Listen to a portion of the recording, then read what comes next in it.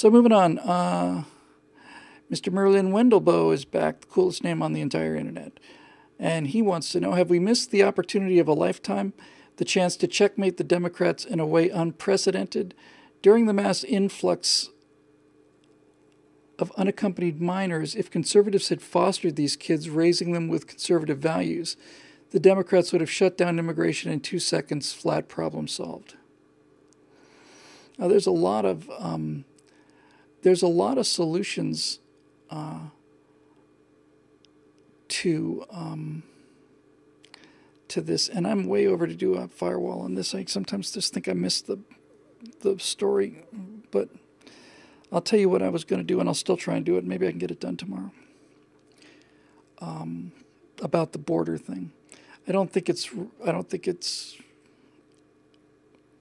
reasonable to assume that any number of Americans would adopt a number of those children. They'd be accused of stealing them. Obviously, you know, the way that white couples adopt black children from Africa, whose destiny is to starve to death, and some white couple comes in there and treats them like family and loves them like their own kids, and then raises them and gives them a life of absolute, you know, human love and luxury and everything else. And then other American leftists say that they've stolen that black child and raised him as white and stolen him away from his own culture, which really means stealing him away from the vultures that are waiting for him to get a little bit weaker. And this is the kind of thing I think you could expect to see in a case like that. But I will tell you what I was going to talk about. It's always nice to run ideas past the crowd here.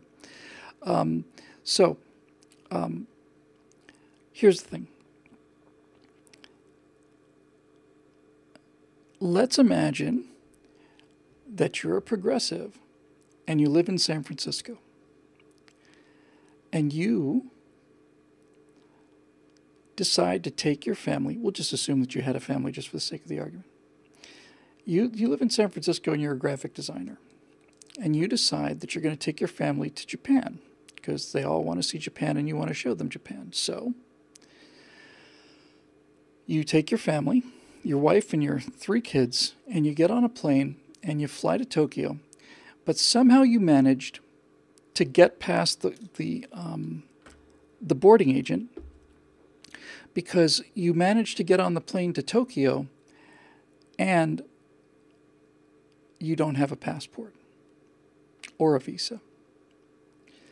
So you fly the 12 hours across the Atlantic. Kids are all excited. You're excited. Everybody's excited. But you know that you don't have a passport and a visa. And when you, the computer-savvy, extremely progressive, very well-educated, Starbucks-loving, young progressive liberal that you are, gets off the plane in Tokyo, and they come to check your passports and the visa, and when they find out that you don't have one, what they'll do is they will separate you from your children. They will take you into a room, and in order to spare the children the trauma of it, being civilized people, the Japanese customs official will sit down and begin a long, long series of questions with you. And the questions will fundamentally start with the idea of whether or not you are in fact sane or not, whether you are in fact clinically insane. They will separate you from your children because you knew full well that you don't walk into Japan in an airport without a passport and a visa. You knew this, right? You must have known this. You're an adult person. You function in the computer world. You knew that you could not simply do it, but you did it anyway. What's wrong with you? What's wrong with you? And so then you realize, if you're progressive, you finally begin to realize that the person who's responsible for your children being separated from you is the Prime Minister of Japan. It's his fault, you see? It's his fault that you decided to try to go into Japan without a passport or a visa, got caught, separated from your children, questioned about your sanity, and the person responsible is the Prime Minister of Japan. It's his fault because he is ripping you away from your family. See how simple it is? once you put it that way, people really begin to get it. And here's where you got, this is what I try to do.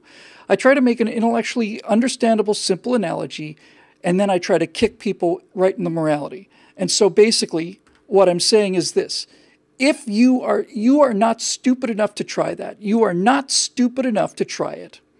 And if you're ready to write the Mexicans that try it a pass, it's your racism at work. It's your racism that says, oh, these are simple people of the earth. They can't possibly know. Bullshit. Absolutely not. No. They know full well what they're doing, and they know full well what the risks are, and the responsibility for them being separated from their children is their responsibility. I'll actually go further than that, because it's not just their responsibility. It's not the responsibility of the President of the United States, in the same way it's not the responsibility of the Prime Minister of Japan if I go in there and can't get in without my passport or my visa walking out of an airplane. But you can blame, I think, legitimately, you can blame the President of Mexico and every previous President of Mexico, as far back as I know the history of Mexico, because I saw something recently and it just changed. It's in our members-only right angle, which we're making public this week. It changed my opinion of Mexico and Mexicans enormously and very positively. And it was done by Vice, which is a media company that is extremely left-wing in many cases, although they do have some remarkably interesting programming. Basically, Vice went down to Mexico in 2014, and in one of these kind of, country provinces, a group, now listen carefully, a group of regular Mexican citizens got together, and a lot of them have rifles and AK-47s and AR-15s, and they got together as a group to kick out the drug cartels. And the reason that they did it as a militia was because the federales are paid by the drug cartels. They're not going to throw the drug cartels out. They're getting paid and they're getting bribed. And these individual citizens who were lime growers and sons of farmers and so on are risking not just their lives, but being horribly tortured, mutilated, dismembered, and mailed to your parents in a plastic bag. These brave men and women are risking their lives in order to bring law and order to their own community, and they are forcing these drug cartels out of these villages one by one. And the Mexican government is saying, no, you have to disband. You have to disarm and disband. We're the law in this country. You can't have private armies. And the people, the Mexican citizens in these militias say, to hell with you and to hell with that. We have been waiting for you to come and do something about this for 30 years, 40 years, 50 years. The true answer is the Mexican people have been waiting for a government that wasn't so bloody corrupt for 150 years. And so if you want to blame this entire thing on somebody, on something other than the people who are responsible, which is the people that made the trip, you can make a pretty good case that it's the Mexican government that is so corrupt that it is allowing its citizens to be murdered in the streets rather than defend them for money. They're allowing their citizens to be gunned down, butchered, hacked to pieces in exchange for pay. And the people of that country, for one reason or another, do not have that orneriness that we have, and they've tolerated it, and it makes me wonder how long they're going to tolerate it. It's not a question of room. It's not a question of availability or accessibility or borders or walls or anything. You cannot have the population of the earth move to the United States because the United States works and their countries don't. It's just not going to happen. I'm not even going to get into the absurdity of it, because if you are saying that, as the apparent next president of Mexico is saying, it's a human right to live in America, it's a human right to go to America and live in America off the backs of the American taxpayer, it's human right. If it's okay for Mexicans to do it, if it's a human right, and the progressives say, no, we can't have any borders, then there's nothing different between a Mexican walking across that border and a Guatemalan walking across that border, or a Costa Rican, or an Argentinian, or a Brazilian, or a Colombian or Peruvian or anybody else, or Africans or North Americans, Europeans, Swedes, not a race thing. It doesn't matter. If Mexicans are allowed to simply walk into this country unimpeded because of the moral big imperative, then everybody is entitled to simply walk into the country, live here, and stay here as long as they want to. And here's the problem with that. The question is, I happen to personally think, let me be crystal clear on this, okay? I think the country could support, when I say support, I mean through labor. I'm not talking about through taking more of my money away. But I think the country could support the entire country of Mexico. We could take 200, 300 million people into this country and grow the country. The problem is not the numbers, and the problem is not the resources. If anybody's ever flown from Los Angeles to New York, you know that the first hour of that 5-hour flight, there's nothing there, nothing. The problem is that if you bring in the entire population of Mexico, they bring Mexico with them. And they turn this country into what it is they're running away from, and what they're running to disappears. And this is just, no.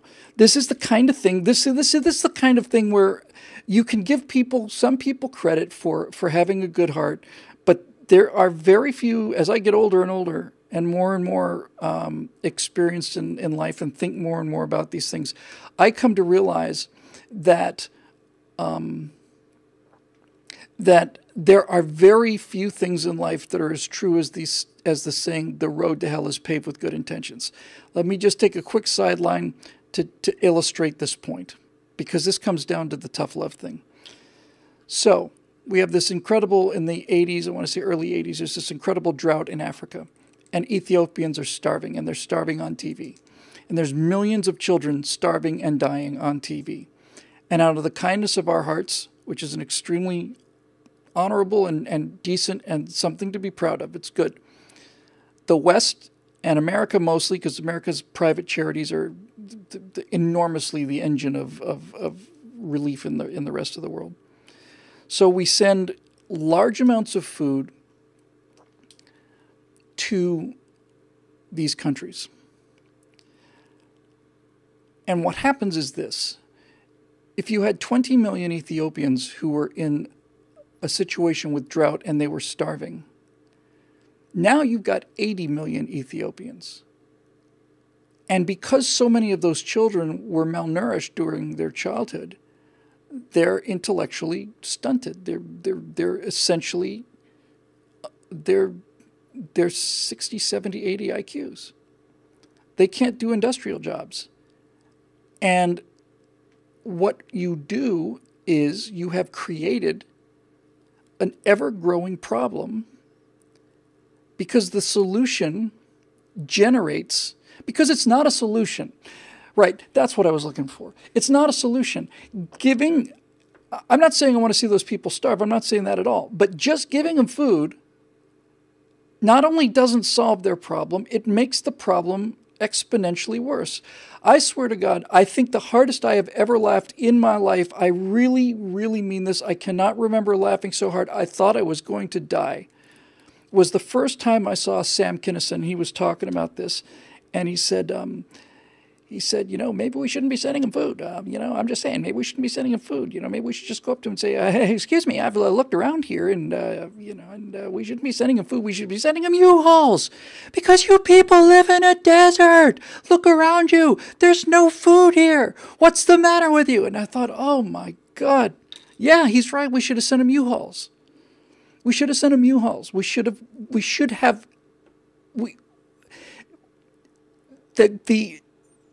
This is the moral issue. It's the moral issue with Africa, and it's the moral issue with Mexico, and it's a moral issue with all of this. And what it comes down to is this. If you show charity in this case, rather than the charity being an opportunity for somebody who's down on their luck or is having a very bad time to recover, rest, repair, and get back on their feet, the charity does not accomplish that. the charity encourages more of what you are providing the charity for in the first place. The case of Africa, it means that a population that was already too large for that land to sustain was artificially saved and grew to something like 4 times the size of what it was when it was an emergency before. Now you've got 80 million people that you have to worry about. And if you feed all of them, then you're going to have 200 million people who are going to be right on the verge of starvation their entire lives. This is not kindness. Now, the issue is, what do you do about it? And I'm not one of those people who's in favor of saying, oh, this, it's tough luck, man. You're just going to have to, some of them are just going to have to starve. That is the solution, and it is a cruel solution, but I don't want to be that guy. I don't want to be the guy who says, no, just die at our feet. No, we could feed you, but we're not going to, and we'd be right not to. So what do? This is the problem with Mexico. The people in Mexico are very, very poor. And if I was very poor, and I had a family, and you have families, we all have families. If we were watching our children being hungry, starving, and we had nothing, and you knew that a 3-hour drive and scraping together a few $100, and then maybe a 2-day walk, with some hardship certainly, could get you to an orbiting space station where the minimum wage is $700 an hour, or $7,000 an hour, or something like that, that there's this orbiting space station up there that's made out of gold, apparently, and that if you could just get there and just clean toilets, they're paying $7,000 an hour to clean toilets, and you could send that money home and your family wouldn't starve anymore. There's not one of us that wouldn't do that. So I'm not one of these people that are just, I understand it. I don't just intellectually understand it, I emotionally understand it. I've been flat broke, starving poor for fully 2-3 decades of my life. So I understand this, and I have a great deal of sympathy for it. But if you allow them into the country, and more of them come into the country, not only do you have a bigger problem, you're destroying the solution. The Democrats cannot win elections unless they pay people to vote. And if there's not enough people to pay to vote in America, then they will import people from anywhere to come here so that they can give them other people's money in order for them to vote Democrat. And anybody who says it's any different than that is wrong. That is the entire situation in a nutshell. That's why we have a border problem. It's also why we have an inner city problem. The Democrats buy votes by giving people money, just enough to stay alive, just junk. But they give them just enough to stay alive, and if there's not enough American votes to buy, then the answer is obviously we have to import millions of other people that we can buy, so they'll vote for us. Then we'll have all the power we want. Besides, it's not our money. It belongs to those conservative people, those horrible white racists who have extended all of this generosity and hospitality to the entire world. So here's the problem. The problem is, if you keep letting Mexicans come into America, the people that are coming are the best of the Mexicans. We really need to understand that. I think that's a really important thing to understand. That the people who are making the attempt, successfully or unsuccessfully, to come from Mexico into America are, I'd be willing to bet you, by and large, the best of the Mexican people. I don't mean the best morally, necessarily, but they are without question the best human capital. They're the best social material. Because just like everybody in America, at some point in our history, they decided, no, we've had enough. We're not going to stay here and get slaughtered by the czar or the priest or the emir or the king or whatever. We're going to go someplace else and try and build a farm out of the wilderness. And if we have to fight Indians and wolves and bears, then we'll have to get a gun, I guess. The problem is, if you allow this to continue, the most energetic and the most risk-taking, motivated people in Mexico aren't in Mexico anymore. And those are the people that Mexico needs the most in order to build itself into something so that it's not Mexico anymore. That's really what it comes down to. Our aid to foreign countries, I think, should be... Steve Darrow says, I should be careful. The real best ones are the ones that come by the rules. I know what I'm talking about. Well, my wife comes from another country by the rules too, Steve. And there are people... what I'm saying is this. I'm not saying that they're morally good for breaking the law. I'm saying that they've got the moxie to make the trip. That's what I'm talking about. They are, so it's just people saying that they're largely the ones that couldn't make it in their local village. Maybe that's true. I don't know. All I'm saying is this. It is easier to stay than it is to make the trip. Let's just put it that way. I don't care really, actually, because it's not really relevant. The entire point is simply this. If Mexico looks to America to be the ATM to make up for their own deficiencies, then it's not will happen, then it is happening. Then we are making Mexico poor by allowing this, in the same way that we're making more poor Africans by sending them food. We should send them food when they're starving, but with that food has to come the solution. And food is not the solution, and money is not the solution. And letting Mexicans or Guatemalans or anybody from Swedes, Danes, I don't care, letting people from failed countries into this country is not the solution to the problem. It may seem like kindness, and in a form of it, it is. Nobody likes to see people starving. Nobody likes to see people suffering, but it's not kindness. It's emotional.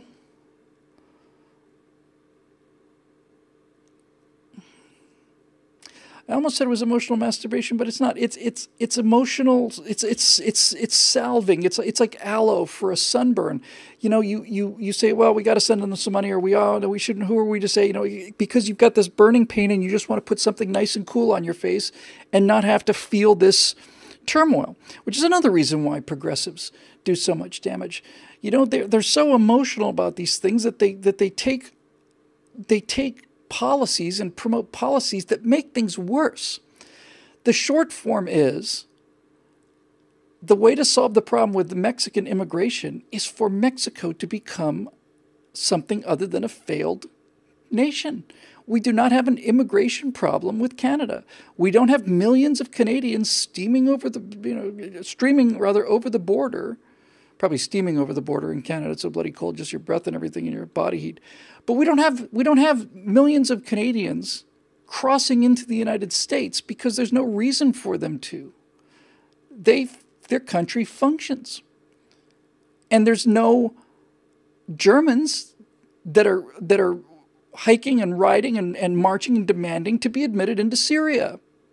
None. And this is the thing that nobody will accept, because all of leftism and all of progressivism is predicated on not just on the idea that not one culture better than another, certainly not that Western culture is better than any other cultures, that's absolutely anathema, but the idea that anything is better than anything is the idea that you make a value judgment, and you can't make a value judgment because values are all completely relative. That's 2 + 2 = what the state says, and so on. So who are we to say that German civilization is better than Syrian civilization? We can't say that. They're perfectly equal. I'll bet you, in fact, that the Syrian civilization is better because those people are poor, and since they're poor, they're victims, and since they're victims, we must exalt them and worship them. So this goes on and on and on, and things not only don't get better, they just get exponentially worse. So you are now we're down to the brass tacks here, and it becomes the ethical question of the lifeboat. And this is it. And stay with me, folks, because it's not an easy thing, and I still try to struggle my way through this. You're on board the Titanic, okay? And as a small aside, one of the many tragedies of the Titanic was that some of those boats were launched with 3 people, 7. I forget how many they could hold. I think they were rated for 40 or something, or 60, and they left with 17. And that's 40 people. The sea was dead calm for the first time in living memory. It was like a lake. They could have put 60, 80 people. They could have saved hundreds and hundreds and hundreds of people if they just filled up the damn lifeboats. But that's not the point.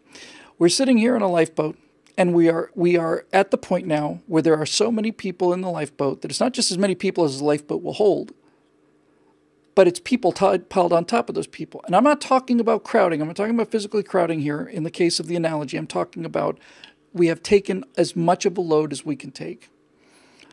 So, if you're in a lifeboat and the water's freezing and the Titanic goes down and one more person will swamp the lifeboat, are you morally excused from killing people who are trying to get into the lifeboat who are no different than you? You just got there first. Are you morally excused from it? And I think you are, because you are not making a decision that says, I'm going to live and that person's going to die. That's not the decision you're making when you are trying to club survivors from getting into the lifeboat. Anybody with any kind of a harder soul wants that to be the case. Everybody wants to be able to take on more people and help people out. Nobody wants to see people drown or freeze to death. But if the lifeboat is so full that you got this much this much difference between the side of the boat and the water. It's so deep in the water now that one more person will sink the boat. Now you're not talking about making a decision where I'm going to live and you're going to die. Now you're making a decision about you're going to die or we're all going to die. It's not like I'm doing this and I'm going to live and you're going to die. If you come on board this lifeboat, it's not like you're going to live. You're done. You're done. It's just the way it is. You don't have to like it, but it's freeboard. Thank you. You're done. In other words, if you didn't get in that lifeboat and you're in the water and you cannot take any more people in the lifeboat, you're dead. And now the only question is, as a person in the water, do you have reverse the question? Does the person in the water have the right to kill everybody else that's in the lifeboat because they're freezing to death? Do they have the right to overturn that lifeboat? It seems to me that it is not just animal survival. It is this is why we're conservatives, right?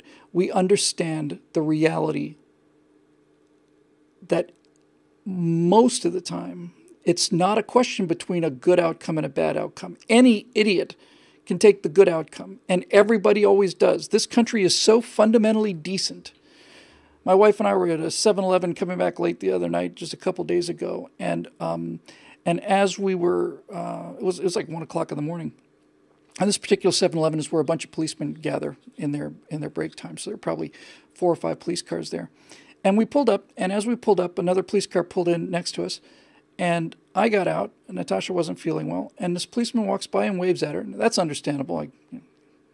You would too. But I'm like 7 steps away, and there's a uniformed LAPD policeman holding the door open for me. Thank you very much, officer. And Natasha just said, this is inconceivable. It's inconceivable. If my daughter saw this, she wouldn't know what to do. She wouldn't believe her eyes. It'd be like watching the towers come down or something. She wouldn't believe her eyes. So, this is what's inside the lifeboat. And I think the only solution is to say to these people, get that piece of wood and get that lawn chair, get that life preserver and that cushion and tie them together with the belt you're wearing and get on that. Get on that. And just basically find a way to save as many people as you can by making them by taking away the fact that they're doomed. This is the moral quandary. These are the kind of things that are so interesting because they're so difficult. There are a bunch of these morality questions, and I'm trying to figure out where I make the dividing line, because I consider myself to be a decent person. But some of these are something like this. There's a trolley that's out of control and it's going down the hill, and you happen to be standing at the switch. And if you throw the switch, if you don't throw the switch, the trolley will kill 10 people. But if you do throw the switch, the trolley will be diverted over to the side and only kill one person. Do you throw the switch or not? It seems easy to say, because you can say 10 to 1. Yeah. And maybe that is the right answer. But what if you throw the switch and it's 49 people versus 51? Is that always the case? Is it always the case that the right answer is to save the most number of lives? Or is it time to simply say,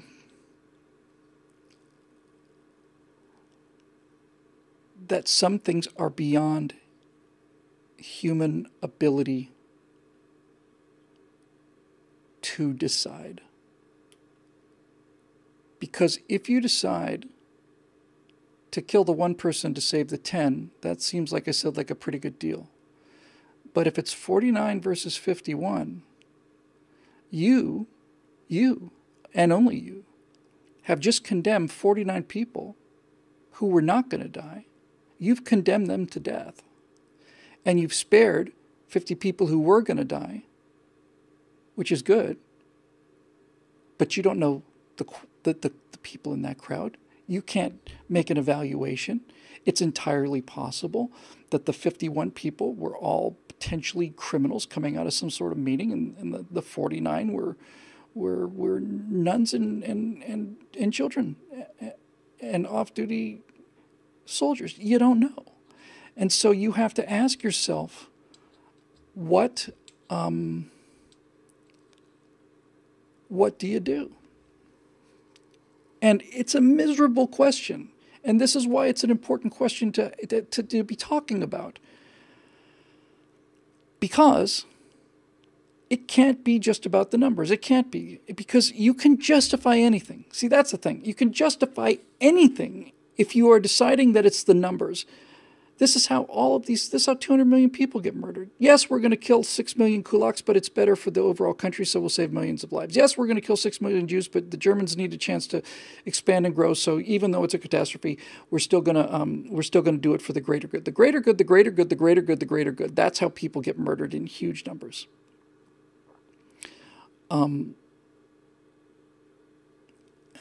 So what do you do? I don't know. This is coming to say that it's not my decision seems like the right answer. In other words, even though I'm the only person who can even though just through the coincidence of me standing next to the switch, I'm the only human being that has the ability to determine the outcome here. Just because I have the ability to determine the outcome doesn't mean that I have the wisdom or the moral authority to do it.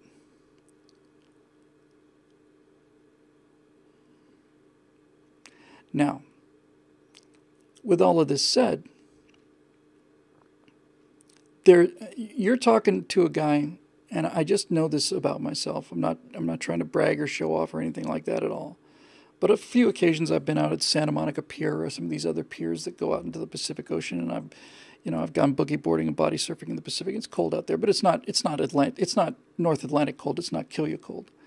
And many, many, many times I've been at the end of that pier and looked down. I want to say it's probably 40 or 50 feet to the water below, something like that.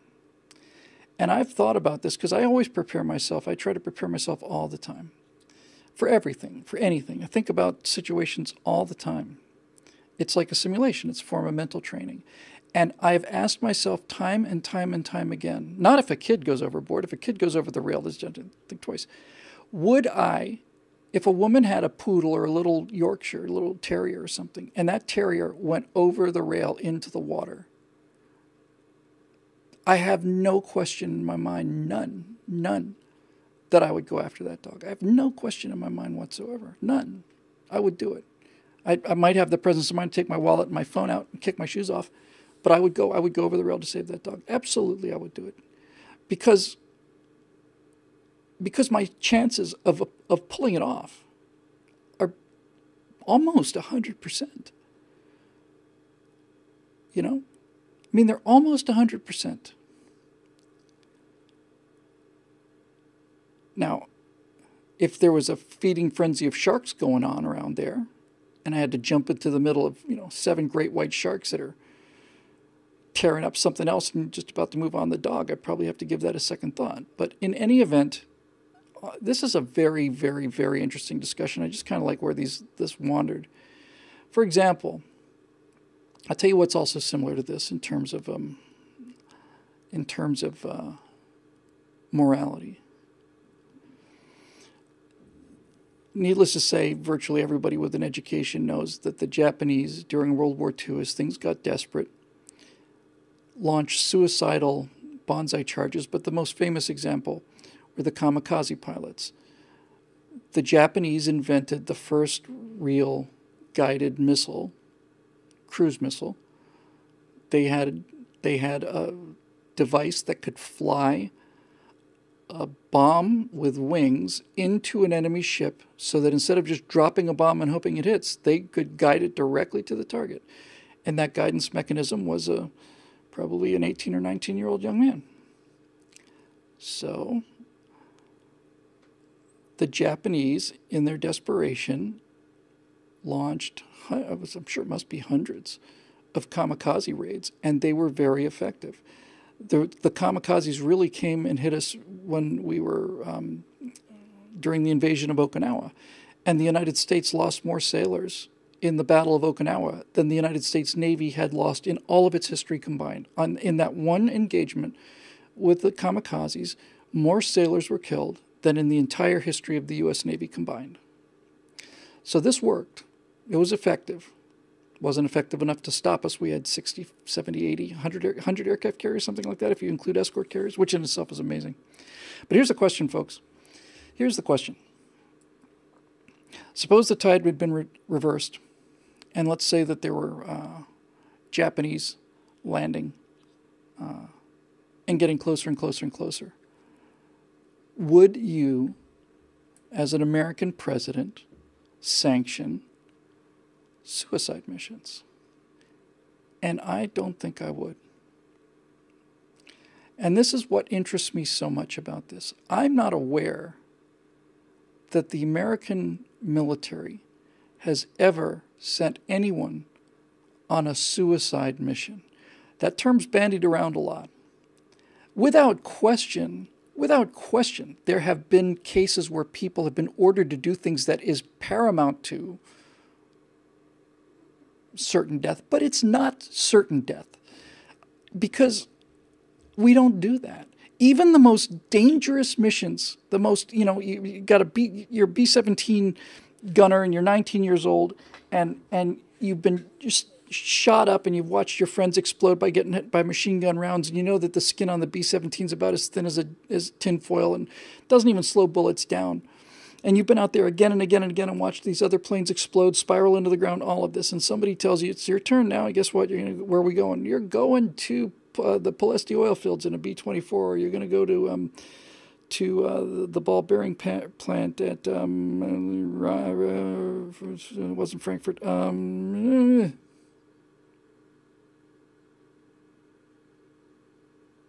I forget. But you're going to go on a mission deep into Germany, and it's going to be hell. Going to be hell. Now, is that a suicide mission? It's not. It's not a suicide mission.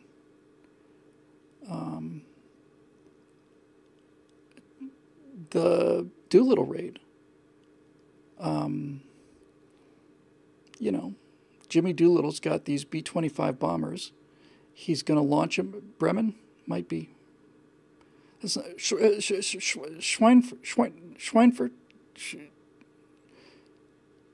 Schweinfurt, something like that. So you got a guy who's going to take B-25. Now this is the thing I'm talking about. This is the axis of what I'm talking about. This is the entire brass tack point. So you got the Doolittle raid. 6 months after Japan bombs Pearl Harbor, this genius named Jimmy Doolittle, who had alone created aviation history because of his basically invented instrument flying and flying in the dark with a hood on.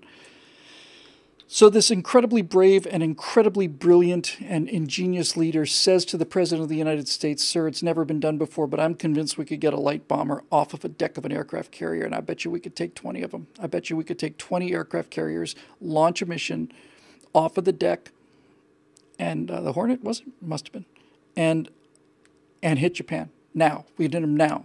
We don't have to wait another 4 years until we get, we can just go bomb Tokyo. You give me the word, we'll be ready in 2 months or whatever, a month." Now, everybody on those missions knew that there's not going to be, we're going to take off from the carrier, we're going to bomb Japan, we're going to come back and land on the carrier. They knew that. Schweinfurt. It was Schweinfurt. I got it right. Thanks. They knew that the mission depended on them bombing Japan and then flying on to China and landing in China. China is occupied by the Japanese. They had areas where they thought they might be saved by the Chinese, but the mission meant that you're going to fly, bomb Japan, and then you're going to land in China. You're going to ditch the plane. You're not going to land at an airport. You're just going to ditch the plane, hope you survive that, and hope that you get picked up by the Chinese, and hope that the Chinese get you out of there, and hope and hope and hope. And what's astonishing is that they took all volunteers. They were told it was something extremely dangerous. They weren't told where they were going for security reasons till they got out to sea. But all of these crews had backup crew members. There were a number of extra crewmen taken in case somebody decided to change their mind at the last minute or somebody gets sick or whatever. So there was a significant number of backup crewmen. And these backup crewmen who weren't going on the mission were going up to the guys who were going on the mission, and they were saying to them, "I will give you $500, $1,000, an incredible sum of money in 1942 for somebody who's on Navy enlisted or Air Force enlisted pay, Army Air Corps, an enormous sums of money." They were saying, "I will give you this money if you give me your seat and let me go on this so-called suicide mission." Now, the Doolittle raid was not a suicide mission. People called it that for the drama of it because the odds were long. And furthermore, what was a risky operation to begin with, turns out 3 or 4 hours before they got to their launch point, they encounter a Japanese trawler and it has a radio antenna on it. They sink the hell out of this thing pretty quickly, but they're pretty sure now that they've been detected, that their position's been radioed back.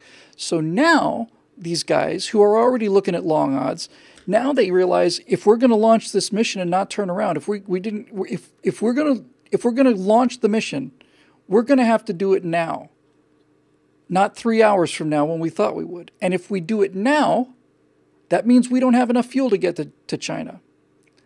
Or certainly not enough fuel to get deep into China. We don't know where you're going to run out of fuel. We plan this mission. We're throwing out the guns. We're throwing out extra paper clips. We're throwing everything off of the airplane to make it light enough to do this mission. So we've already stretched the fuel range to the absolute maximum. And now we're having to launch 3 hours ahead of schedule, which is what? Practically, if 25, 30 knots is 75 miles, something like that, 80 miles short of the destination.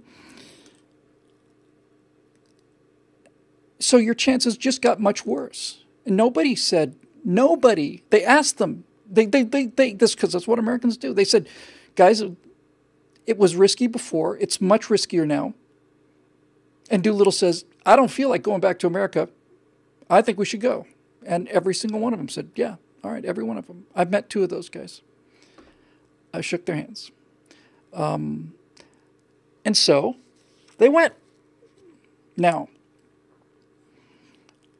I should know these numbers, but I want to say there was something like 20 B-25s, something like that, in that general vicinity.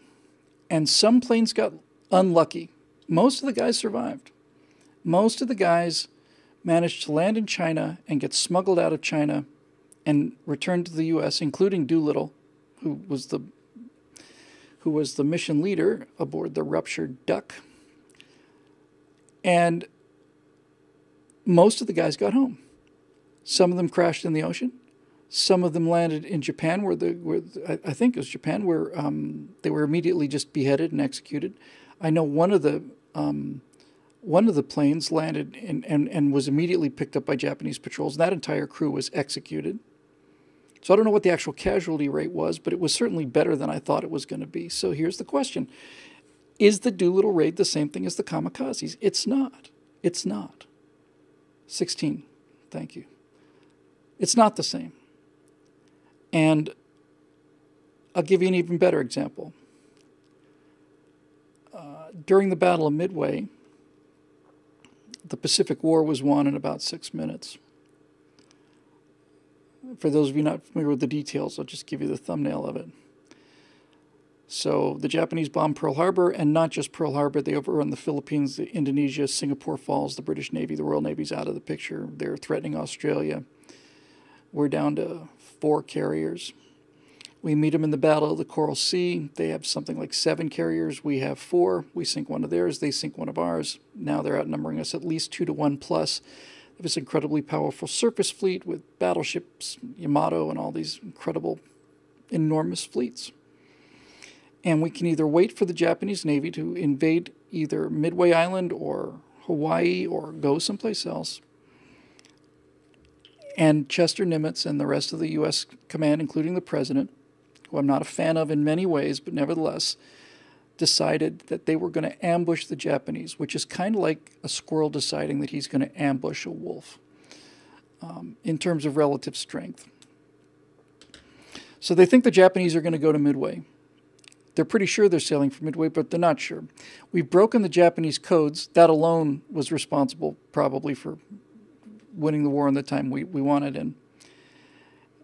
And while we've broken their codes, in terms of being able to read their transmissions, they still have codes for things that we don't know. In other words, people like you say, Red Dog, Red Dog is a B-52, but that you don't know where it is or anything. You just know what it's kind of talking about. So anyway, so they know that they think the Japanese fleet is heading for Midway, but they're not sure. It's sailed. It's not in port. It's out at sea someplace. Where is it? Well, in the Japanese encryption and in the codes that we were breaking and the messages from the Japanese that we were listening to because we'd broken their codes, the Japanese kept referring to one particular location, and I'm almost positive it was H. They referred to it as H. And now the question is, what is H? Because the fleet is heading for H. But what is H? Is it the Aleutian Islands? Is it the Philippines? Is it Australia? They didn't know. So what they did was they basically sent a coded message to the Americans on Midway, from the U.S. Navy down to somebody else in the U.S. Navy. And was it AF? Sorry. Wow, it's funny. How did I know it was H? It was AF. Thanks. Always good to be corrected. So the U.S. Navy sends a secret message to other naval officers on Midway and tells them, report that you have a water shortage. Report that we're short on water. Just send that back to us. Do it the way you've always done it. Send it back. The Japanese had broken one of our basic codes, but they didn't have our real codes. So next thing you know, we intercept a Japanese transmission, and the Japanese transmission says, AF reports short of water. And since they know that the fleet is going to AF, the Japanese fleet, and since we've just told them that Midway is short of water, we know that AF is Midway, and we know where the Japanese fleet is going. So Chester Nimitz decides to be Chester Nimitz, right? He decides to be Nimitz. That's why the classic carriers was named after him. And it's not just Nimitz, it's virtually every American naval commander as well. Going back to John Paul Jones and, damn the torpedoes and all of them, Farragut, all of them. So he decides he's going to take the 3 American carriers and try to intercept the 4 Japanese carriers, including all of the surface fleet that's coming from Midway. Fortunately for us, the Japanese were trying to invade Midway, and the Aleutians, they sent their surface fleet up into Alaska. What happened is what happened. In any event, we're sitting there waiting for them to come down this pathway.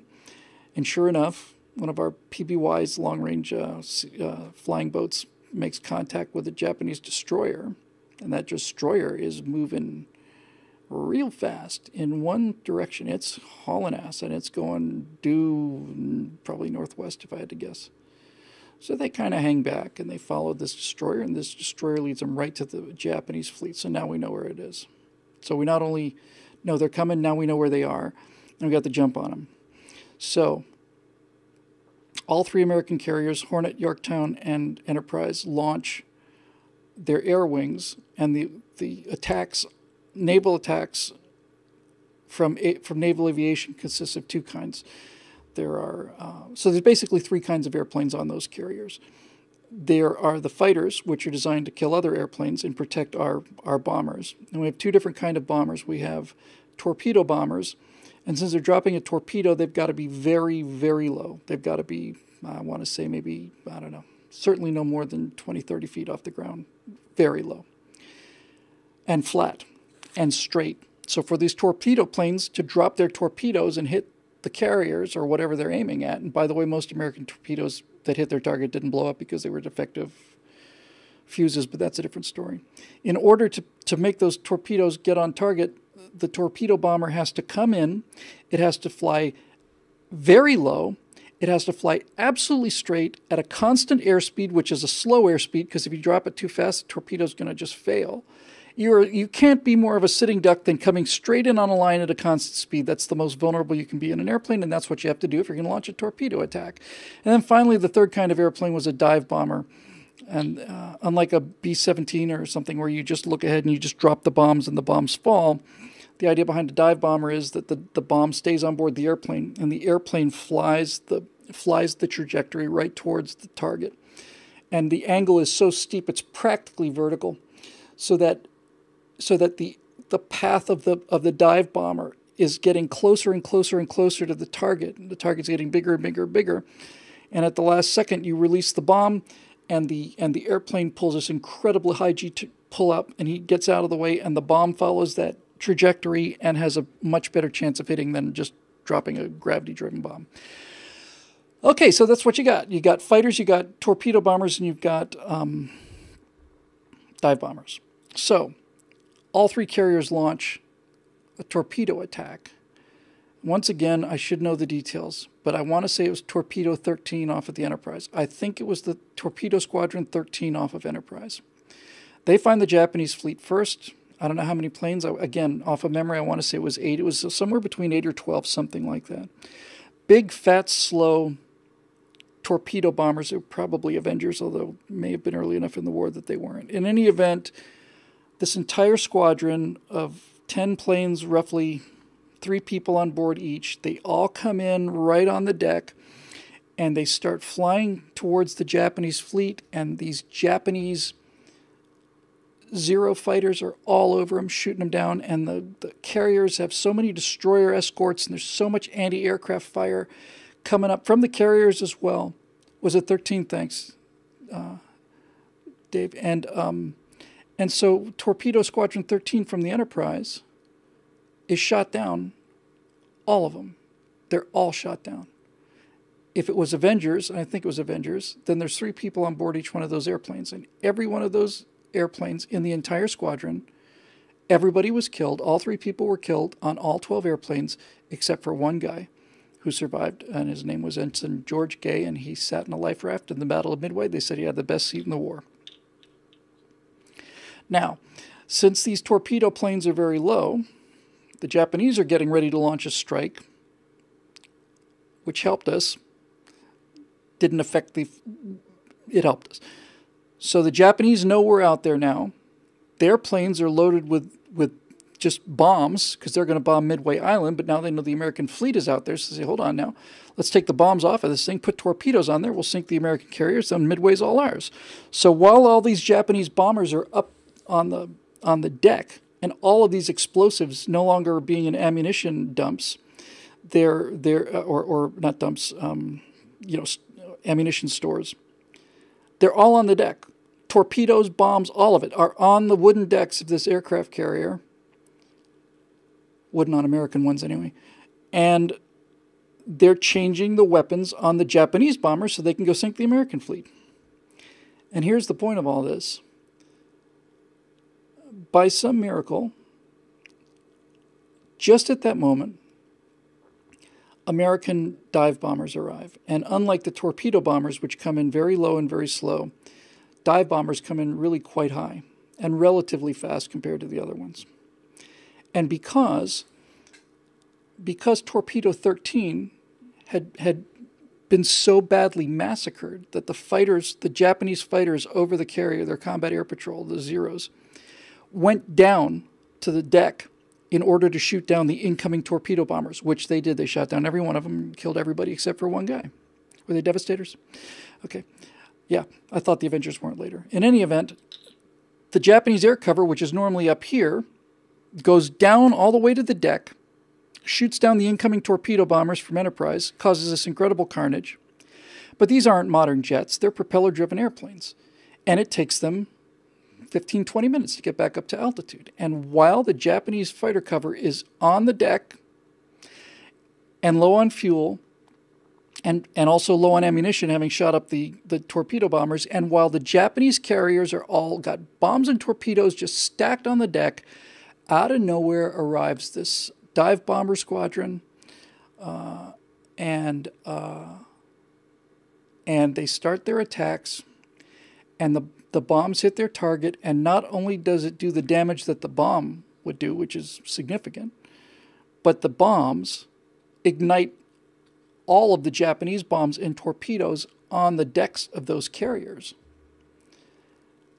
And we sink 3 of them and mortally wound the 4th one. The amount of time it took from the time that the first bomber made its attack to the point where the last one had dropped its bombs and flew home, I want to say was 6 minutes, something like that.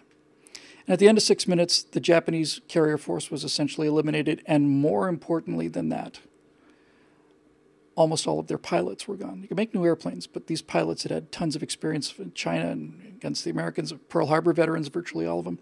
So you've destroyed the carriers, you've destroyed all of the aircraft, because without carriers, every single airplane that went out there essentially gets shot down because it's sitting on a deck, and if that deck sinks, then you lost the airplane. So you lost 4 carriers, you lost your entire naval aviation wing, and you lost most of the pilots. Now, the Japanese did get a second strike off, and they sank the Yorktown. Yeah, Yorktown. By the way, Yorktown, one of the Japanese carriers in the Coral Sea was damaged in battle and was taken back to Japan for repairs, and it sat in dry dock for something like 7 or 8 months or something.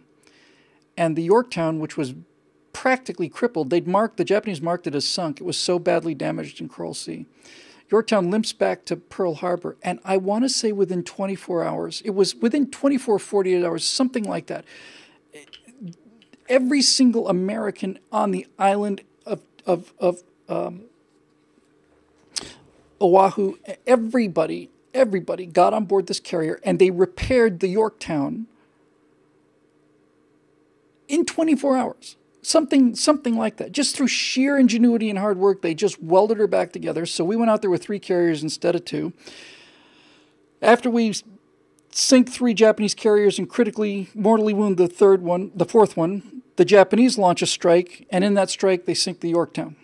So she goes down. And then the Americans do a follow-up attack and get the 4th carrier.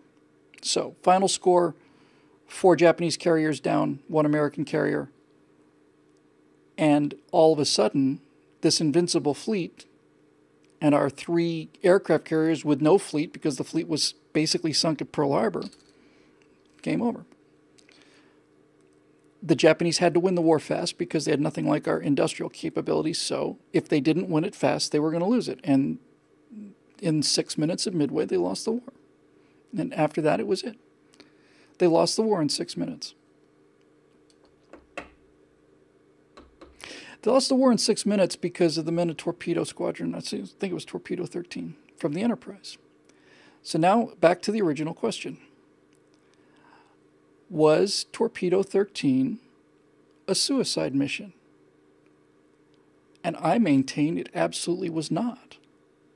It was not a suicide mission. We don't launch suicide missions. We don't do it. It's just repulsive, and it should be. And if you're the president, you're at the point where you're asking your soldiers or to hide behind civilians, or asking your women to strap on explosive belts and walk into an enemy camp and blow it up, or if you're sending your pilots to crash their planes, or if you're sending little children with explosives on their backs to hide under tanks and pull the cord and blow up the enemy, then you are not fighting for America anymore. You've lost the war, and you need to. You don't need to lose your soul as well. So, with all of that said, Yorktown was sunk, then Hornet was sunk, and for 6 months, or maybe a little bit longer, they painted it on the deck of the ship somewhere on the island somewhere on the ship. But it was the Enterprise, USS Enterprise versus the Empire of Japan. We had one carrier against Japan. One. Enterprise. That's why that name's so magical, actually. So this is the point, right? When we're trying to make these moral decisions, when we're trying to make a moral decision and do the right thing, first we have to understand that there is no good thing. There's only 2 bad things. So, it was a Torpedo 8. I've been saying Torpedo 13 the whole time. I apologize. If you knew the story the whole time and you stuck with me long enough, forgive me for making that mistake. I don't know why I thought it was 13, but if you say it's somebody said it's Torpedo 8, it might be. In any event, the details of the story are true. I just got the number wrong.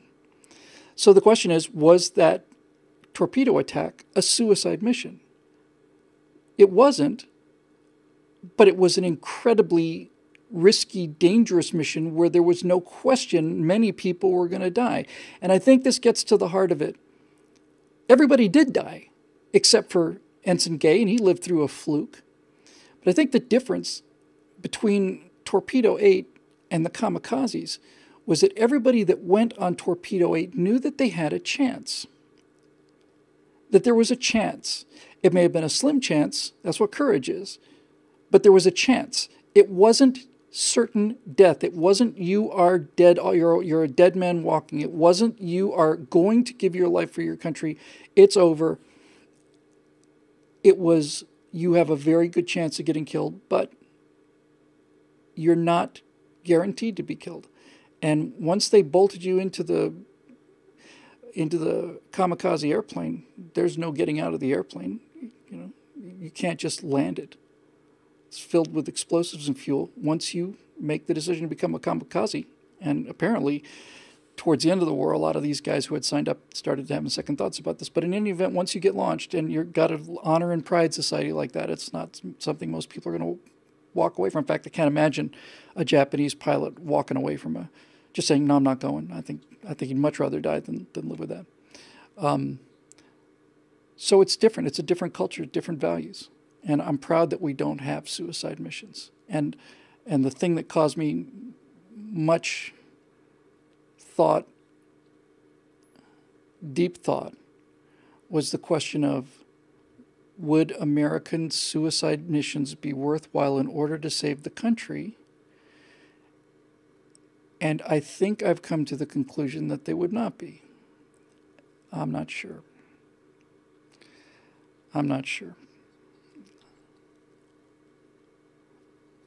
Yeah, none of this is easy. That's why it's called a quandary. And yes, there is a new enterprise on the way, J.C. Pershing. The U.S. Navy should not ever go any period of time without a ship named Enterprise. After the Big E, the World War II Enterprise was decommissioned, the first nuclear-powered aircraft carrier was Enterprise. Pretty primitive compared, and quite a bit smaller compared to the Nimitz-class nuclear carriers, but the first aircraft carrier powered by nuclear power was Enterprise. And by the way,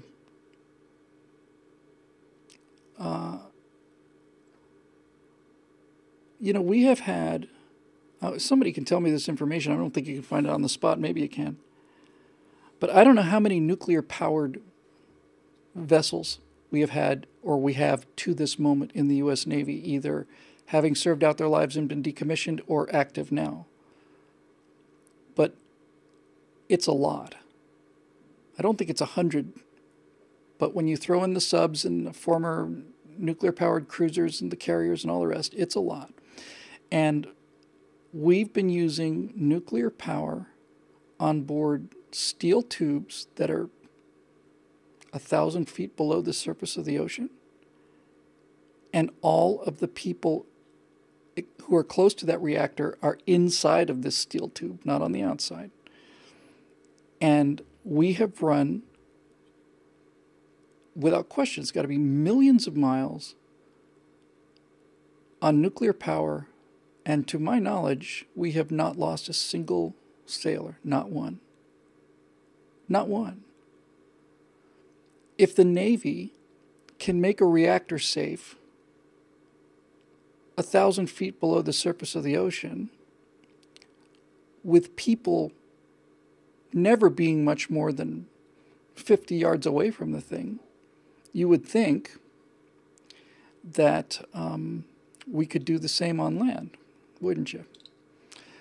I think if you gave nuclear power generation to the Navy and relaxed foghorn, the only reason I say that is because the Air Force is not routinely using nuclear power for their weapons, although there was an actual nuclear bomber designed that was going to run on nuclear power. It'd be pretty cool.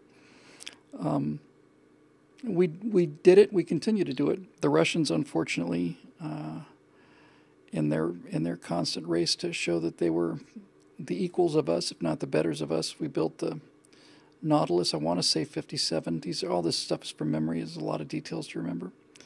But the first nuclear submarine was the Nautilus, and it was a kind of a halfway boat. It was slicker through the water than the fleet boats of the Pacific War in '45, the Gatto class and the later classes. So it was more modern looking than that, but it wasn't one of these teardrop shaped subs like the Skipjack class and everything after that. It was a strange kind of a looking boat, the Nautilus, and I think the second one was the Seawolf. And I have often, before I met my wife especially, I've often given serious reflection about the difference between our two countries in regard to nuclear weapons, nuclear subs specifically, I mean. The Soviets had their first nuclear sub, was it K-12, the Widowmaker? It's a pretty good movie, actually. In fact, it's a very good movie. The reason I like that, not many people did, but Sean Connery, was it Sean Connery? I think it was. No, was it? In any event, Sean Connery was in Hunt for Red October, but they made a movie called K-12, The Widowmakers, about the first Russian nuclear sub. And they had a reactor failure, and a lot of guys died. But the reason I like that movie very much was because... Was Harrison Ford? Thanks. Yeah, I knew. I didn't think it could have been... It was Harrison Ford, yes, with a bad haircut. I remember a bad toupee or something. That's right. So my point is, they had... They rushed everything, and the Soviets didn't care about people's lives. what do individuals matter? It's the state. What matters is the state. And if it's for the good of the state, for the state to have a nuclear sub just like the Americans do, and if that means that we don't fully have the technology under our control, or we're building it too fast, K-29, K-19, what is it with me numbers these days? It's some number. Somebody's going to tell me. K-19 sounds right. I don't know. K something. Fix it in post. So they have a reactor leak, and the reason I like the movie was because it showed the heroism of these Russian sailors. K-19. That sounds right. It showed the heroism of these Russian sailors, and these guys going into certain death in order to save the boat. And that's not a suicide mission either, you know? That's not a suicide mission either. Even though it's suicide to go into that reactor, that is suicide. Your job is to go in there and try and fix this thing, and you're going to die of radiation poisoning. I don't consider that a suicide mission because that person's dead anyway. In other words, if he goes in there and fixes the reactor, he's going to die. If he doesn't go in there and fix the reactor, he's going to die. And everybody else is going to die as well. That person's dead already. That doesn't make it less heroic, but it does change the moral calculation a little bit. And I'm very proud to live in a country where we don't care about the monetary cost. It doesn't matter to us. I feel relatively confident. I don't know this for a fact, but I feel relatively confident that if a U.S. sub commander, I'm not saying a U.S. sub commander would lose the sub if somebody got sick or something, but if the sub was in trouble and there was a way to get everybody out versus lose one guy or 5 guys or 10 guys trying to save the boat, I suspect he would take saving the crew. I hope he would. Yeah, we're looking at the comment section here. We actually lost 2 nuclear submarines. We lost the Scorpion and we lost the Thresher. Both nuclear-powered subs. Scorpion, certainly. Yeah, Thresher, too. Matter of fact, this is not widely known, or certainly wasn't widely known then. Bob Ballard went looking for the Titanic. Woods Hole Oceanographic Institute. 85, was it? He went out to find the Titanic, only he didn't go out there to find the Titanic. That was the cover story. He was going to look for the Titanic if he got time to... With his first mission, Ballard went out there on that mission to find the Scorpion. They did find the Scorpion. And if you look up USS Scorpion, you'll see pictures of the sub on the bottom of the seabed. And, I mean, it's in pieces, but it's just sitting there. There's the sail with the dive planes on the sail. And after, was it Thresher he was looking for? I'm 90% right, but it's the 10% that just pisses me off. Yeah, with Thresher first and then Scorpion. I think he lost the, he went to look for the Scorpion. But it was one of those two. It was either the Thresher or the Scorpion. And yes, somebody just pointed out we almost lost to San Francisco. USS San Francisco was part of the squadron that Pasadena belonged to, and I took a ride on a nuclear-powered 688I nuclear-powered attack submarine, Los Angeles class, upgraded USS Pasadena. I think they call it USS Passenger Dina because it's used a lot for these kind of, publicity tours. But that was one of the peak experiences of my life. And as a person who has sat as close to the nuclear reactor as that wooden door is behind me, because I had a general idea of the layout of the sub, and I was in one of these rooms, and I could realize that LA-class subs actually 2 compartments. There's the forward compartment where most of the people are, and then there's the aft compartment where there's engineers and the engines, and then there's 2 corridors, one on either side, and in the middle of the sub sits the reactor. And so I knew I was at the back end of the forward compartment, and that meant that within easy distance, 10 feet, 20 feet of me, of my physical presence, was, I don't know if it was 1 or 2 reactors. I think it was 1 on a sub. It's more than that, two on a carrier, at least 2, maybe more. In any event, I'm sitting 20 feet away from a device that can generate 160 million watts of power at full operating capacity. 160 million watts. And you know what it feels like riding in a nuclear submarine under the surface of the ocean? It doesn't feel like anything. You might as well be in Denny's. When you're on the surface, the ship's rolling. But once she submerges, you might as well be at Denny's. If they're not making maneuvers and doing the angles and dangles and turning and climbing and reacting, or climbing and diving, it's like being at Denny's. There's no noise. There's no vibration. There's no sense of any kind of movement. There's no water noise. You just might as well be in a restaurant someplace. But you're I was 600 feet below the surface at 22 knots. And I know that because that was what it was showing on the repeaters. And certainly 600 feet and 22 knots is not classified information about the LA class attack subs. They go deeper than that and they go faster than that. I don't know how much deeper and faster, and I don't want to know. So, yeah, one more little thing about the whole sub thing. So somehow we ended up on submarines.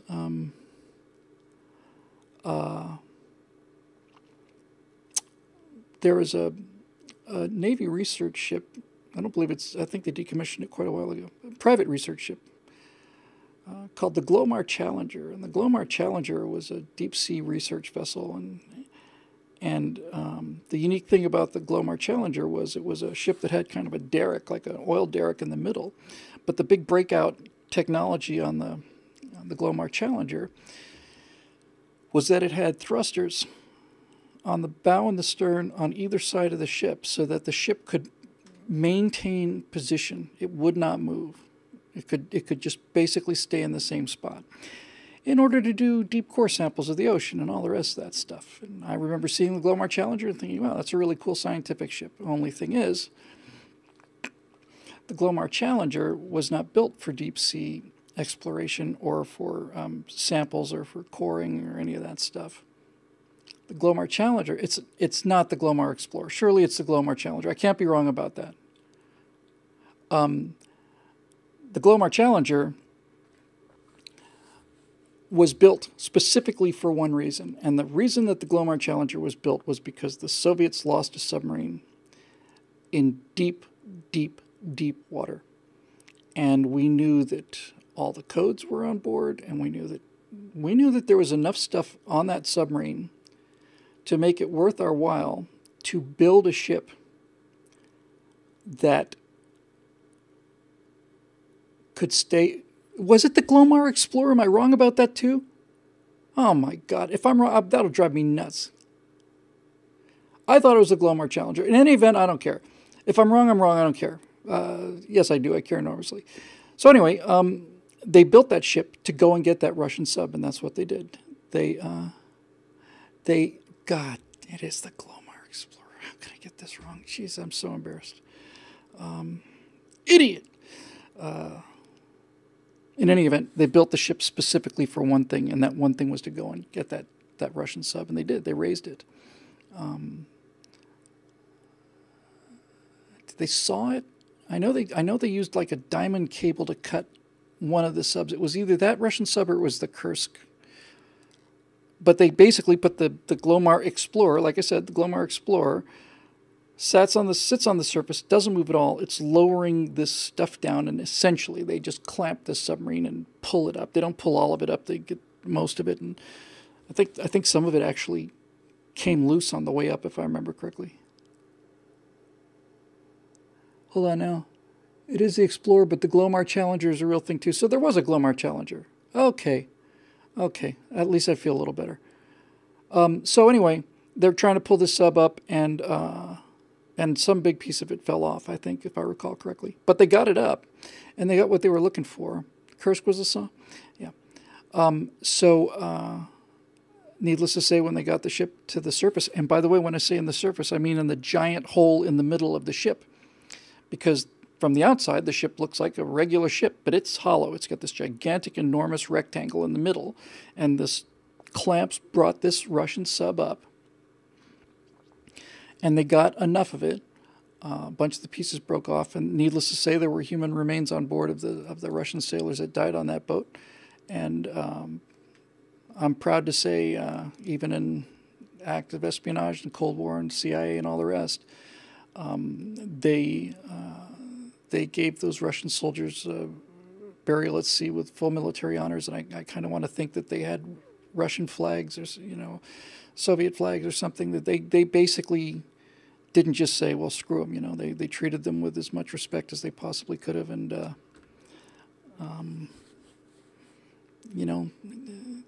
little things like that are important to me. Maybe they're not important to other people, but they're important to me.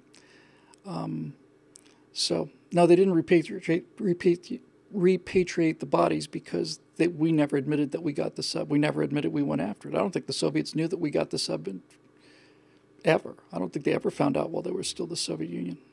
They just did it, just went out and did it. And that thing was deep. So America just decided, okay, how deep? Deep. Sounds a bit of a challenge. Let's go get it. And we did, because when we decide to do things, we do them. Go to the moon, pick up a submarine off the bottom of the ocean, find the Titanic, whatever it takes. Parenthetically, I think they found Titanic with side-scanning sonar, where they tow this thing through the water and it sends pings out off to the side, pretty much exactly the same way that a prospector does when it's sending out a sensor ping on Daymar looking for ores to mine. Sends out a lateral ping, and the echoes come back. But if you look it up now, I want to say, once again, I'll be proven wrong here, but I want to say it's millimeter wave sonar. It might be millimeter wave radar. In any event, I cannot recommend this highly enough. Do a Google search when the show is finished, just out of basic respect. Do a Google search for high frequency sonar images, and what you will see will blow your mind, because now what used to be kind of look like, is that a sub or is that a cigar? Now this sonar is using such a short wavelength that the sonar images are just almost like a photograph. It's absolutely breathtaking. Absolutely breathtaking.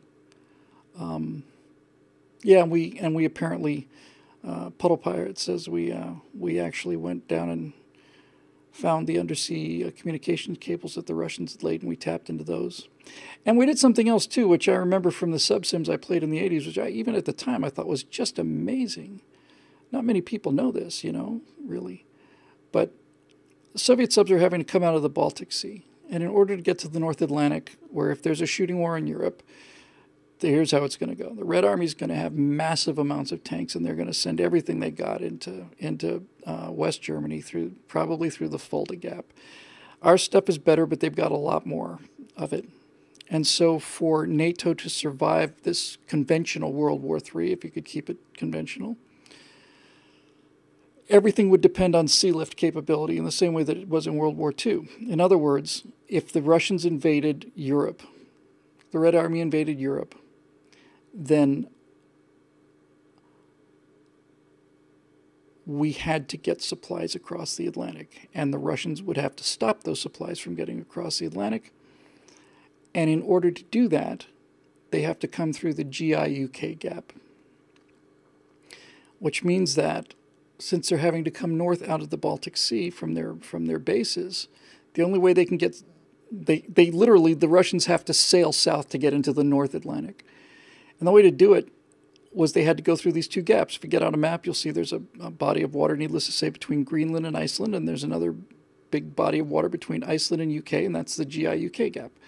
And every single Russian sub that was going to be a threat to NATO shipping had to go through these gaps. There was no way around it. You could pick it up by a helicopter and fly it to the other side, I guess, and drop it in the water, but no. It had to be done in one of these choke points. And the U.S. Navy came up with something called the SOSUS buoy, S-O-S-U-S. I'll probably be wrong on that too. And basically what we did was we placed a series of hydrophones across the bottom of the ocean in that entire distance between Greenland and Iceland, we put a line of hydrophones, just listening devices. And then we did another one between Iceland and Ireland and the UK.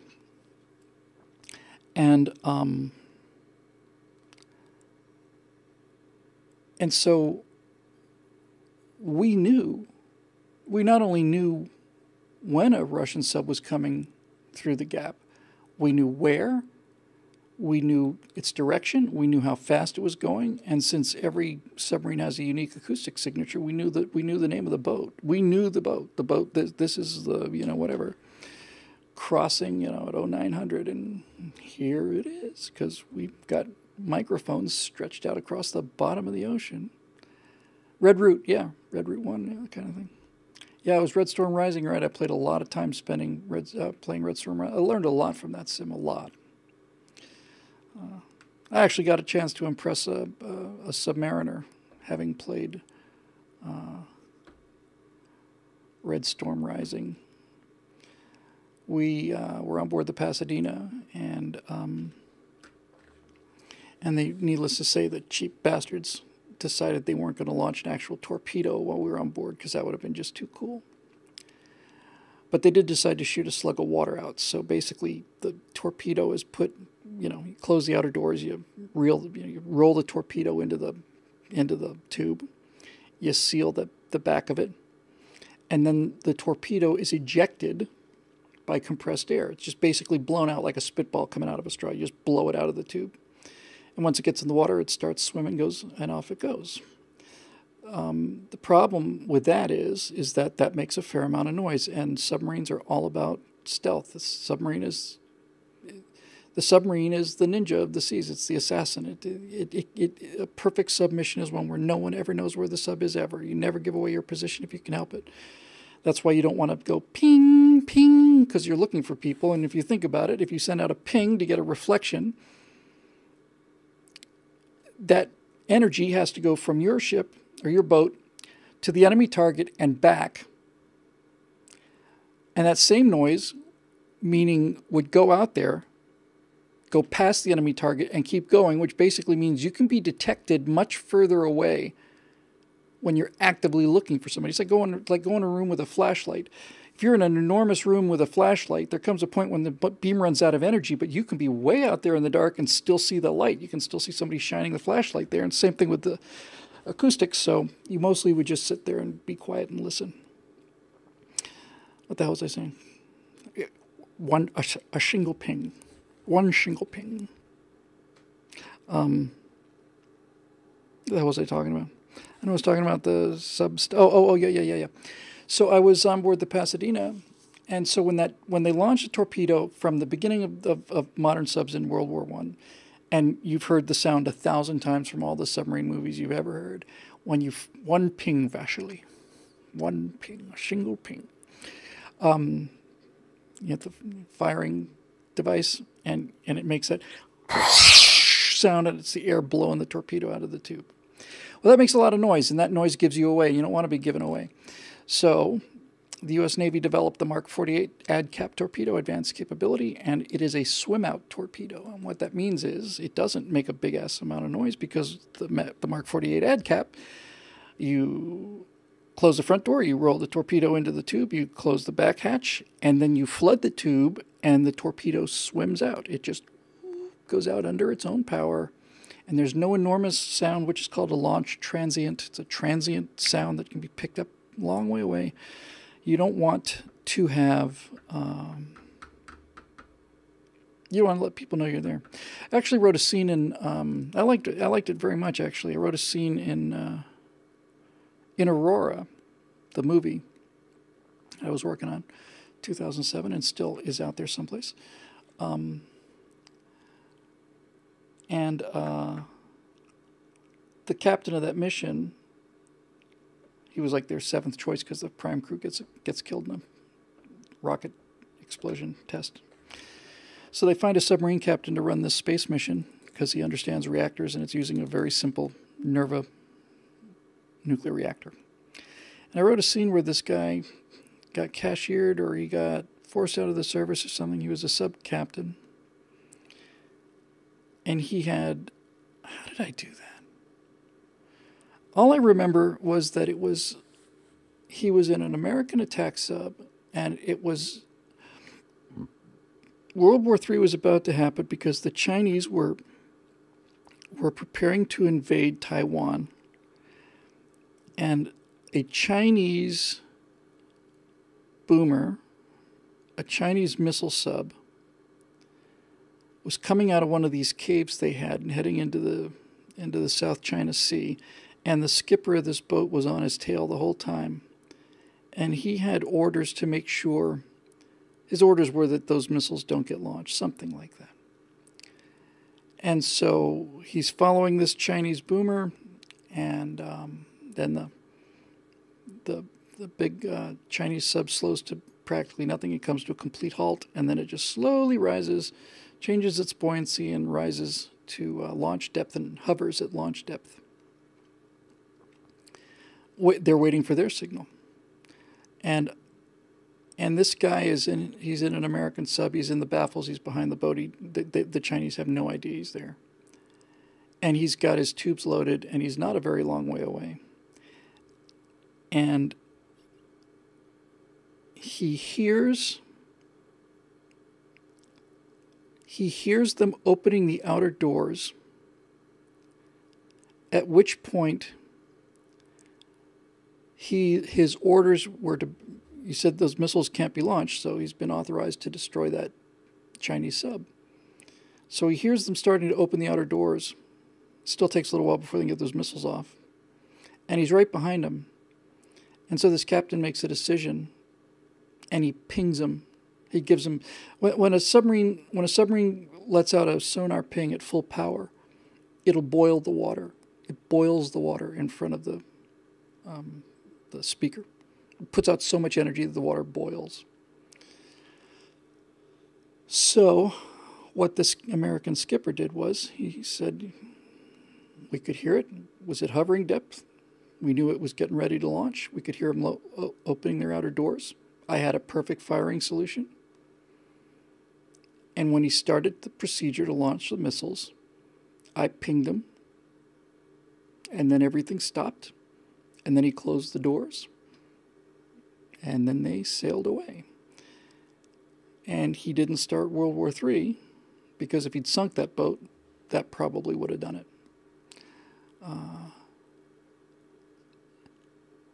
If that bastard so much as twitches, I'm going to blow right to Mars. Is that from Hunt for Red October or Red Storm Rising? It's the kind of thing a sub skipper would say. Ping is an act of war under the rules of engagement. That doesn't surprise me either. Yeah, we, San Francisco, USS San Francisco, I always get so distracted. It's part of the same fleet as Pasadena, which I took a ride on. San Francisco hit an underwater mountain at cruising speed, 25, 30 knots. And it was Scott Glenn. Scott Glenn was a great sub commander. He was really, really good. And by the way, the actual subs look nothing like as cool as they do in the movies. Although I have to say that the CIC was really awesome. It was really, really, really cool. It was as cool as you could possibly want it to be. And same on board the Spruance as well, the guided missile destroyer. That CIC was pretty cool too. Anyway, yeah. I love talking about this stuff.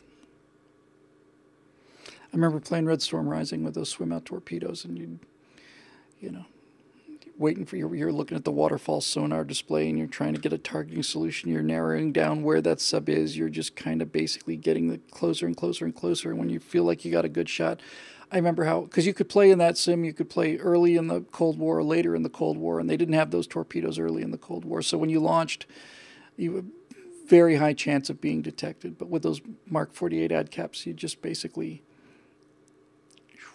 you'd know where they are, and your little torpedoes swim out from your sub, and then they trail a wire, which is it's an actual physical wire, and it's insanely long. I don't know what the range is. It's something like, is it 8 miles, 20 miles? It's insane. There's an actual wire that comes out of the back of the torpedo, and submarine contact. The sub is able to steer the torpedo using that wire-guided torpedo. And comes a point when either at the command of the sub, or when the torpedo gets to a preset point, or the wire breaks or whatever, then the torpedo can go active. But it swims out at relatively low speed, absolutely silently, and the guys on board the sub are steering this torpedo through the water.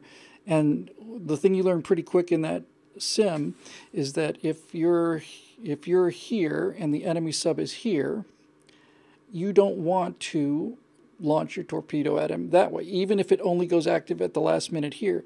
You want to take this torpedo and you want to swim it around out to here someplace, and then you want to have it come in, so that when that thing goes active, this guy hears that torpedo coming in, but it's not coming in from where you shot it from, because you don't want him to take a snapshot, just fire a torpedo, and cross your fingers, hope for the best. But I remember swimming those Mark 48s out, and just like, this is awesome. This is great. This is just really fun. And when they would find you in the Soviet surface fleet in that sim, it was an incredibly powerful surface fleet. So you've got like Utiloys, these names are coming back to me, and Sovrenis, the destroyers and stuff the Soviet Navy had, and they've got you now, and they're pinging you, or there's other subs there, and they've launched on you, and there's 3 or 4 torpedoes coming at you. And you ditch the decoy, and the decoy's pulling one torpedo off, but this other thing's just closing. You can't outrun it, and it's pretty much they call sub combat. The sub skippers say it's basically hide and seek with bazookas. First person to spot the other person, almost always it's over like that. So I remember, I can't tell you how many times I was in an LA class attack boat or a skipjack or something earlier in the war, and I'm running like hell, and I'm just dropping these noisemakers and decoys and doing everything I can to shake these torpedoes. And the one thing I remember so much was two things that are really relevant here is as kind of a last-ditch means of ditching the torpedo, you could make an extremely sharp turn. And that turn would displace so much water so violently that it would say it was put a knuckle in the water. In other words, it would put an area, a vortex of swirling water under the water. It's just this chaotic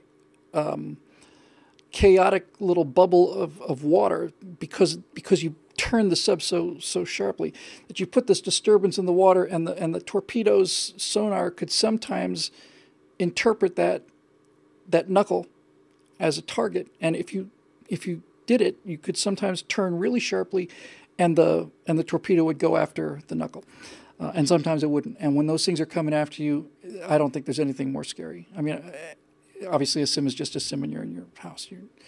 It was nerve-wracking on the sim, and I would imagine being in a sub and hearing an incoming homing torpedo is the worst combat experience I can think of. Really, I can't imagine. It literally is like, here's a tick, tick, tick, here's a clock. Here's your clock, here's how much longer you have to live. Ping, ding, ding, ding, ding, ding. Get closer. Christ, that's horrible, horrible, horrible. I don't believe that's ever happened. In fact, I know it's never happened. The only time a nuclear submarine has ever sunk anything was when the Conqueror sank the Belgrano in the Falklands War. It was the only time a nuclear submarine of any kind has fired its weapons in anger. Harpoon was a great game too. And the other one, Dave Bigbuti was right, is cavitation.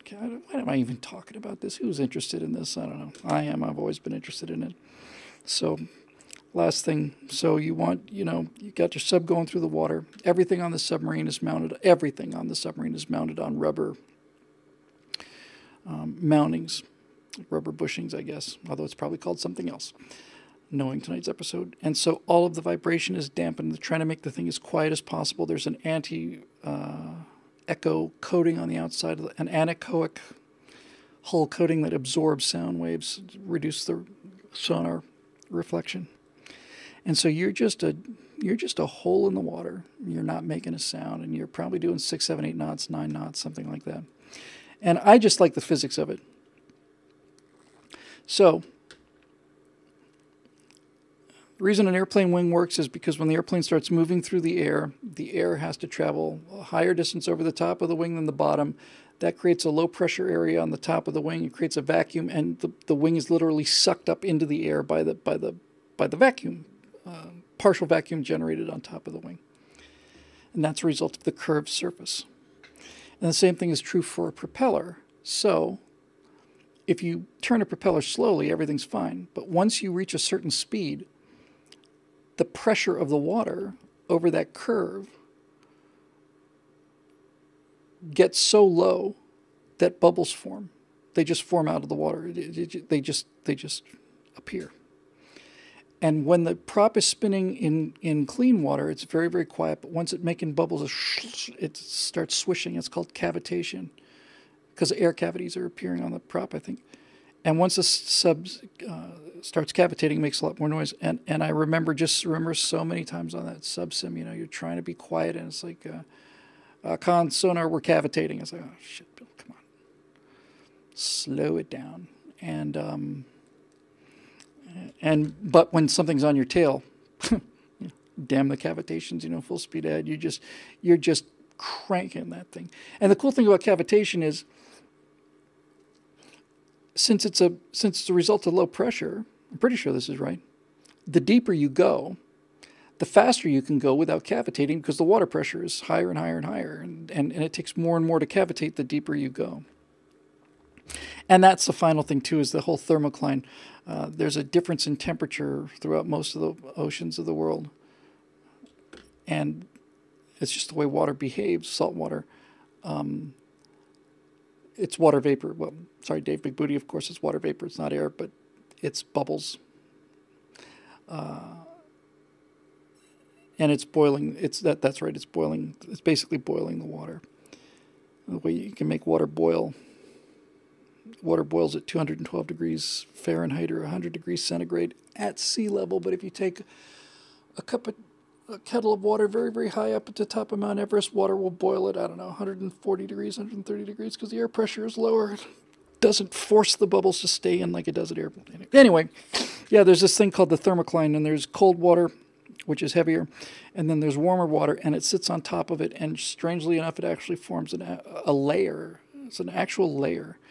And if you've got sonar on one side of this thermocline, and what you're trying to find is on the other side, the sound this thing is making will come up and bounce off of this water layer and come back down and not ever be heard by this vessel. And likewise, if he starts pinging, he doesn't care if he's a surface ship, they make so much noise anyway.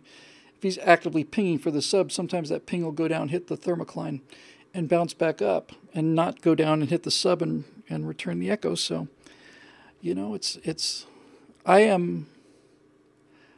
I found playing those submarine sims is pretty simple. I learned that my personality is antithetical to being a submarine commander.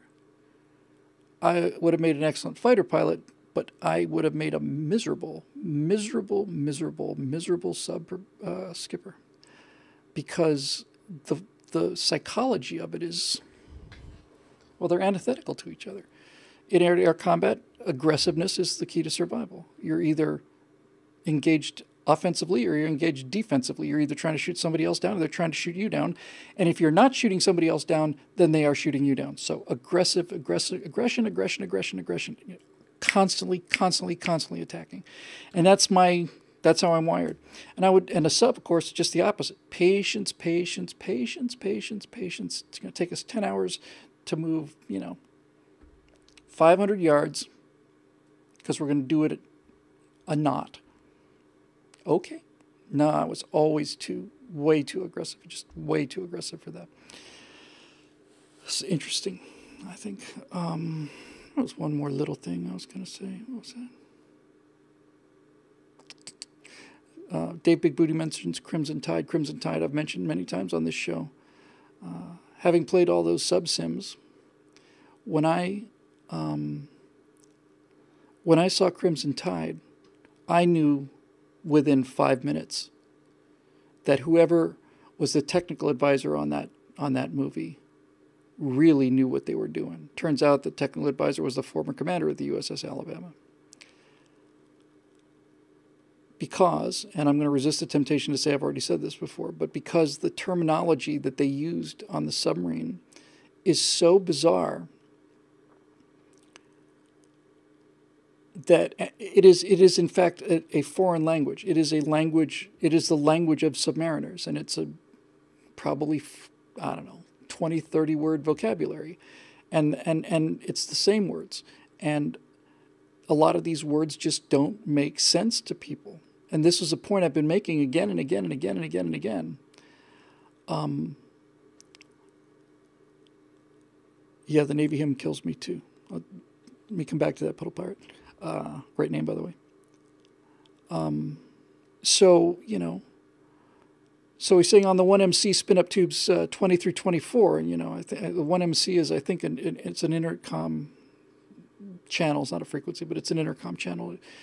And spinning up tubes, 20 through 24 means of the 24 tubes you've got on an Ohio-class boat, you're preparing 4 of these missiles to go. You're starting to get the active, warm up the electronics, you're preparing to flood the tubes, and, all the rest of the stuff. By the way, when they shoot a missile out of a submarine, a ballistic missile comes out of a submarine, a Trident missile or Polaris missile, you think that, obviously, the submarine is 150 feet or whatever it is below the surface, and this missile comes out of the top of it, and it goes through the water, gets to the surface, and takes off. And needless to say, you would get your missile wet doing that.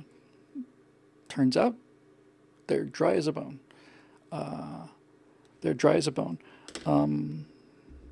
The missile is protected by the bubble of air. The missile never gets wet. I thought that was very, very interesting. Yeah, and then the final thing, just as a quick, having fun. I love talking about this stuff, even if it's mostly just me and 2 other people. But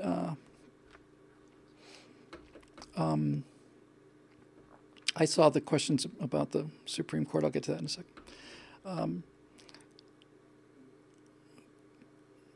The Navy hymn has a special meaning to me because growing up in a British school, I had to sing that hymn. I didn't have to. It's the only hymn I remember. It's the only one I genuinely loved. I loved the sound of it, and I loved the words of it.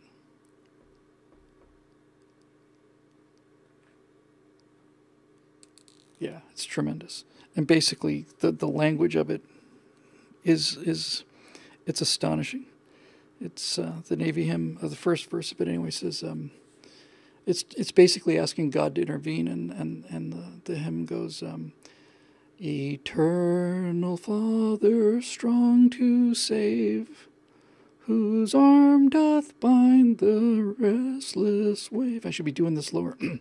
Who bids the mighty ocean deep its own appointed limits keep. Now hear us when we cry to thee, for those in peril on the sea. It's a beautiful song. And basically it's saying, Eternal Father, strong to save, whose, my favorite line, whose arm doth bind the restless wave. The arm of God stopped the wave. This hymn comes way before submarines. Pretty sure it's from the sailing era. Whose arm doth bind the restless wave, who bids the mighty ocean deep its own appointed limits keep. He's saying, God tells the ocean where the ocean can be.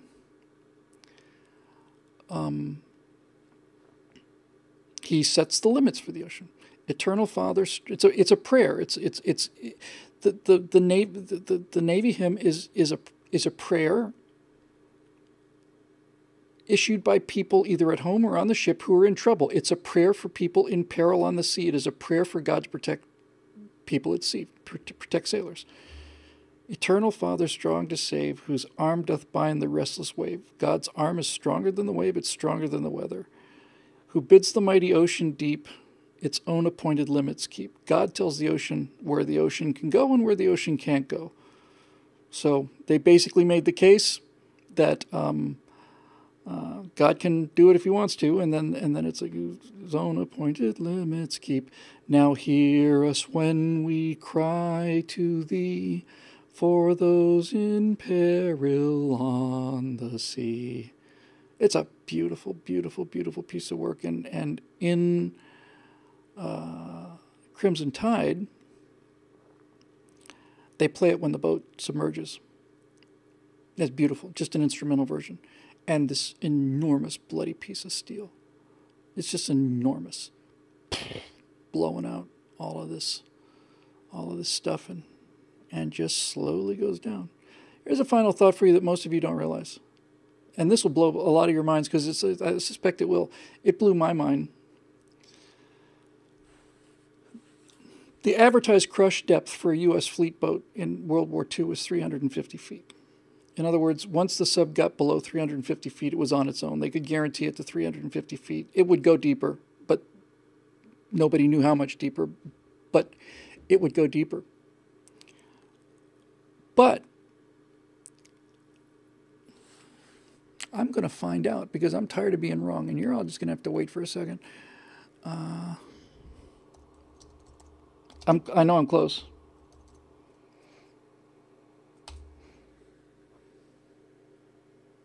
Yes, perfect.